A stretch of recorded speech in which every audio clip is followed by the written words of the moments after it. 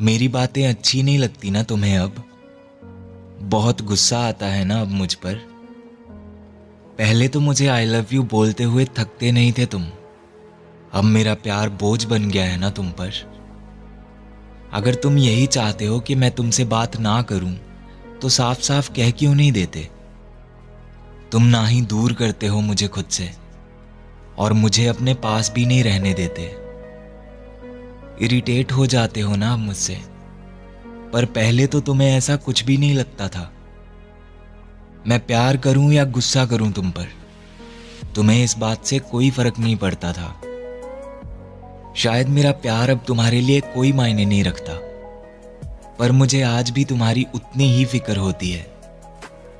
जब तुम ऑनलाइन होकर भी मुझे मैसेज नहीं करते, तब मेरी आंखें तुम्हारे मैसेज के इंतजार में ही जगी होती हैं। पर अगर तुम नहीं चाहते कि मैं तुम्हें कॉल करूं तो ठीक है, नहीं करूंगा कॉल। अगर तुम्हारी खुशी मुझसे दूर जाने में है, तो मैं तुमसे दूर भी चला जाऊंगा।